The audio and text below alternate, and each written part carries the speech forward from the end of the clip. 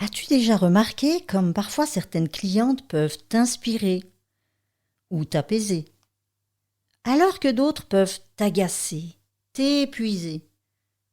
Et pourquoi? Est-ce vraiment elles ou est-ce ce qu'elles réveillent en toi?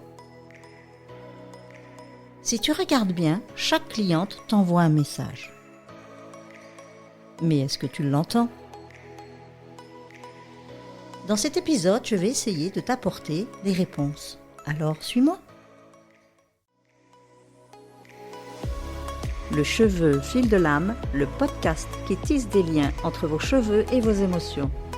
Préparez-vous à voyager au cœur de vous-même pour une exploration profonde des racines émotionnelles qui se cachent derrière chaque mèche.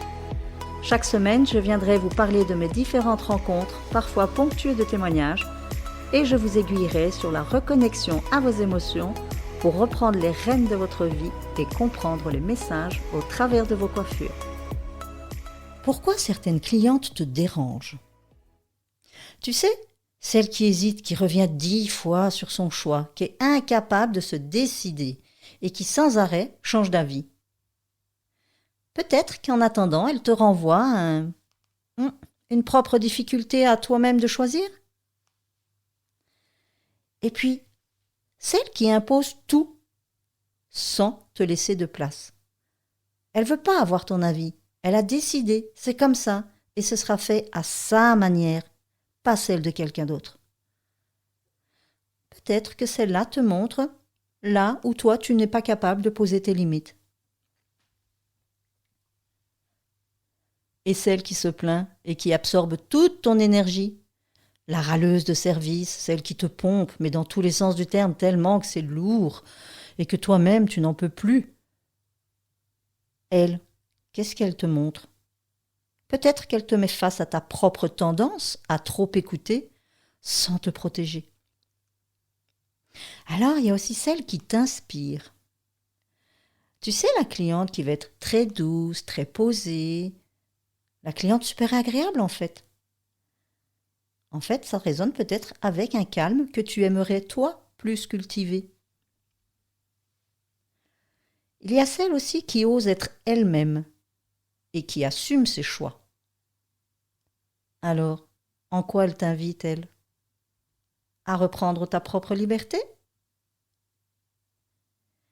Et si chaque cliente n'était pas là par hasard, mais pour te faire comprendre quelque chose sur toi-même?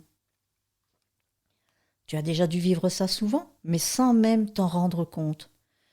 La cliente qui est devant toi va automatiquement éveiller des choses chez toi, des sentiments agréables, désagréables. Mais tu sais, c'est toujours cette sensation de dire que c'est à cause de l'autre. L'autre, il n'est que le révélateur ou le déclencheur, si tu veux.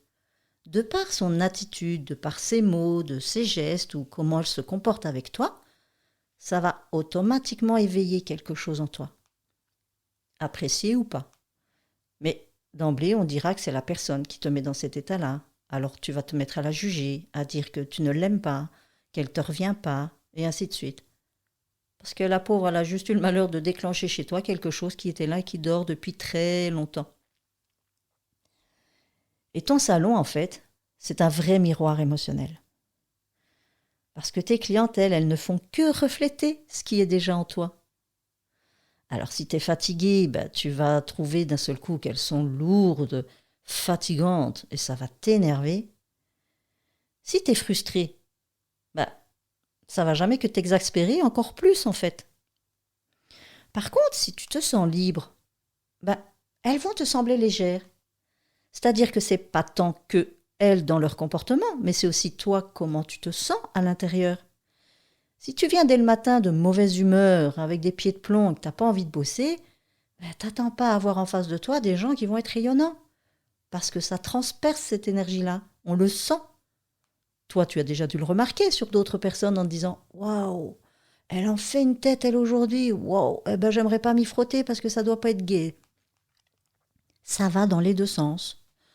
Donc si un matin, tu arrives super enjoué et prêt à jouer une journée extraordinaire, ta bonne humeur, elle va être communicative. Et donc la cliente tout de suite va dire « Oh là, on est bien de bonne humeur aujourd'hui, qu'est-ce qui se passe ?» Et puis toi, tu n'auras qu'une envie, c'est de partager ton bonheur.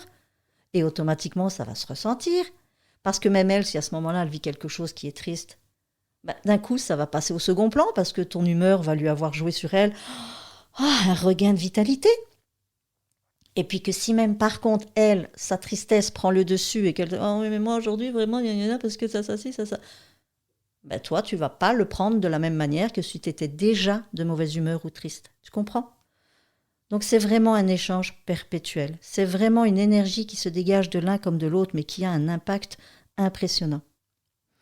Alors, si tu pouvais utiliser ça pour mieux te comprendre. Donc, au lieu de subir, tu vas donc observer. Et alors, tu vas essayer de comprendre pourquoi ça me dérange. Pourquoi est-ce que là, ça vient me toucher en quelque chose ? Sache qu'elle vient toucher quelque chose qui est déjà en toi.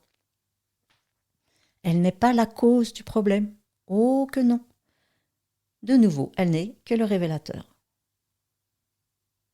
Donc, si tu rencontres par contre, tu sais, le même genre de cliente qui te pose toujours problème, tu sais, tu as toujours celles-là qui reviennent sans cesse avec la même, comment on va dire, la même problématique, le même état d'esprit, le truc où tu sais, quand tu vois dans l'agenda son nom, tu dis non, pas elle, pas aujourd'hui, s'il vous plaît, pas aujourd'hui. Mais en fait, le problème, il ne vient pas d'elle.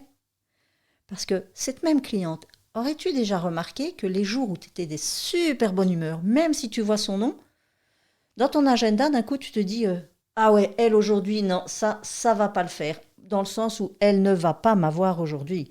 Je ne me laisserai pas faire. Aujourd'hui, je suis de bonne humeur et personne ne me cassera cette bonne humeur. Tu comprends ? Je suis sûre que tu l'as déjà vécu, ce truc. C'est tellement fort, c'est tellement puissant. Mais tout vient de toi. Que de toi. Mais l'autre en face va te servir de miroir et te renvoyer. Donc si jamais dans son attitude de nouveau il y a quelque chose qui te dérange, c'est peut-être qu'aujourd'hui il y avait un truc sur le cœur aujourd'hui que tu avais du mal à passer. Et donc c'est impressionnant de pouvoir voir à quel point on peut se remettre comme ça en question rien qu'en voyant l'autre selon ce qu'il va éveiller en soi, c'est se dire oh tiens aujourd'hui je pensais pas que j'étais comme ça. Ah ok, et puis on peut rectifier le tir. Ou en tout cas, en prendre conscience et se dire, ouais, ok, un jour, je sais qu'aujourd'hui, ça va être un mauvais jour. Et c'est comme ça. Mais en ayant conscience, je pense qu'on amenuise déjà et que le mauvais jour ne sera pas si mauvais que ça. Parce qu'il est conscientisé. Donc, c'est tout à fait différent. C'est là que je te dis alors, les clientes, peut-être qu'elles ne sont pas juste des clientes, mais des maîtres déguisés. Alors, la prochaine fois qu'une cliente t'énerve, que feras-tu ? Est-ce que tu l'accuseras ? Ou bien tu écouteras ce qu'elle vient de dire sur toi-même ? Tu ne verras jamais plus les clientes sous le même œil. Car chacune d'elles, tu sais qu'elle va te renvoyer à quelque chose qui se passe en toi. Et dis-toi juste une chose, c'est cadeau. À bientôt!